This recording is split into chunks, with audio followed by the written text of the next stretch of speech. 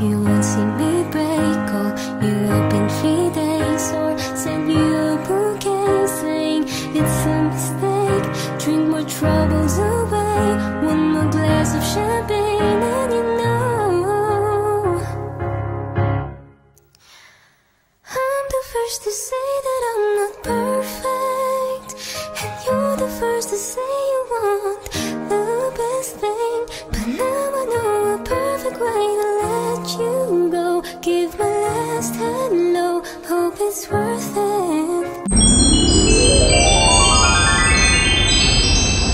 Ayan po, nandito na ako sa train at kita nyo naman sa labas, ang ganda po, parang nasa probinsya po ako. Ayan, maganda po sa mata. Ayan, nandito na po tayo ng train station ng Sun Yat-sen. Papalabas na po ako niyan. So, bala kong pumunta ng park sa may exit 4. So, dati kasi 2023 nakapunta na ako doon. So, may ginagawa siya. So, hindi masyadong magandang view. So, try ko kahit mainit sa lakbayan ko. Ito kasi yung plano ko. Pag once makalabas ako na walang kasama, kasi naulan na sila, nag-dip sila ate. So, ako lang mag-isa. So, nag-CR muna ako niya bago lalabas. Kasi alam ko mainit sa labas at wala akong mapangkala. Walang CR sa labas.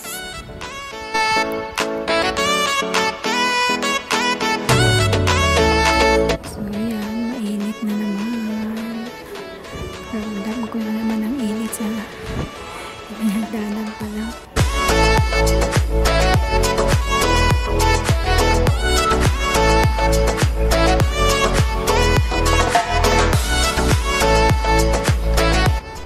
So, ito nga, tanong ko na yung labas at ramdam ko na rin ang init. So, ayan, hindi masyado matao dito kasi hindi naman siya mataong lugar para pasyalan talaga. Bihira lang matao ditong papasyal. So, matao lang siya kung may event kasi sa harap po niyang park, may ano po siya, parang malaking astrodome. Para siyang sport complex. Yeah. Yan po. Taipei Dome. Ayan, laki po niyan, sport complex. Kapag may event dyan, so maraming tao dito kasi kadalasan dito ang labas.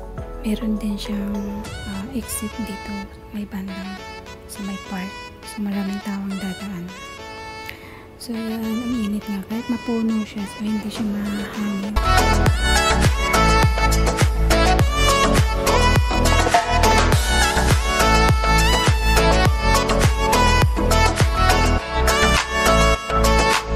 Kita niyo po ang Taipei Dome. Ang laki po, diba? So, ayan po yung part na yan. Ano siya? Taipei City Hall. Ito po. Pero may mga part dyan sa gilid. So, maganda nga po lakad-lakaran dyan. Lalo pag winter time. So, maganda siya. Maglalakad ka para mapainit yung katawan mo. So, ito nga, nakapasok na ako. Mga katao-tao kasi nga sobrang init talaga. As in, isa lang ako. Ayan, madami po siyang puno. Mapuno po siya dyan sa may gilid. May mga upuan na rin. Kung gusto mo upo. Kasi yung time na yun, sobrang init. Mainit siya. Na parang walang hangin, malinsangan. Na parang mamaya uulan. Parang ganun. So, dadaan muna ako dito kasi may mga mapatungan dun sa phone ko. Picture muna ako sa dito. Kasi wala namang magpipicture. So, selfie muna ako. Ayan. So, ayan, naglalakad na rin ako. Hindi na ako magtatakal kasi nakaramdam na rin ako ng gutom. Kasi lunch time na rin. 12 na rin yung time na yun. So, yun pala, yung ginagawa ng nakarang tao, natapos na siya. Pero yung paligid ng City Hall, may ginagawa naman. So, hindi pa siya tapos sa lahat talaga. So, maganda ang tanawin dito. Napakalinis po. At talagang ang scenario niya is very greeny.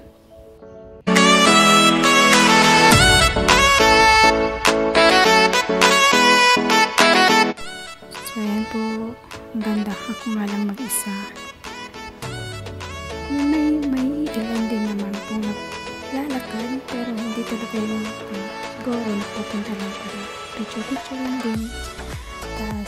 sa view. Ang ganda naman ang view dito. Tingnan nyo naman yan. Maganda sa mata.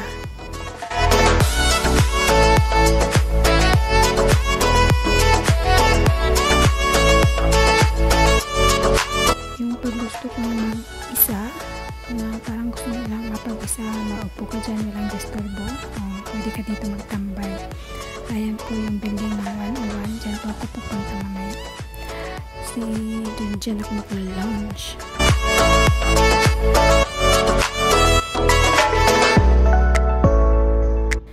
So, ayan. Ang ganda nga naman yung ginawa yung nakarang taon.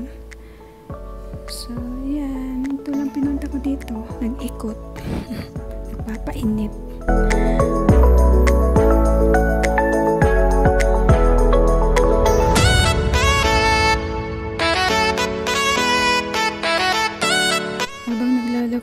Ako dito, yung sakit ng ulo ko, nang gusto ko mapahinga, sobrang uhaw ko.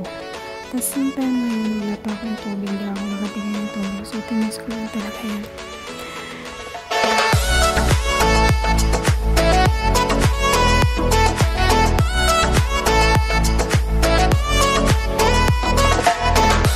So ayan nga, naikot ko yan siya. Ito po yung sa gilid niya, yung ganda niya. Tapos ayan, highway na siya. So na-enjoy ko naman yung sarili ko dito, no? Sa pag-iikot, sa paglalakad, yung mata ko. Para bang hindi lang sa loob ng bahay yung ikot ng mata ko. So baka malawak ang tanaw ko dito. So kahit masama ng pakiramdam, so walang enjoy. So itong time na to, papunta na ako ng train station kasi iba talaga pakiramdam kong gutom, uhaw, tapos masakit ang ulo. Na parang ako mahihilo dahil sa init, no? Hindi ako nakatalokmo, hindi ako nakapayong. As in, normal lang ako naglalakad mo lang sa ulo ko. So, ito na nga, pababa na ako ng train station. Yung part na yan, sus ko, hilong-hilong na ako, pero gusto ko nang bumaba at makarating naman dyan sa malamig na lugar. Anong papasok ko lang yan dito is mahangin yung galing sa loob. Parang may train na dumaan, tapos mahangin na maano siya. So, naging feel okay na rin ako. So, ayan. So, ito na nga. Nandito na ako sa train station at papunta ako sa 101 Taipei para doon mag-lunch. At ito yung part ko at second destination. And see you another video. Bye!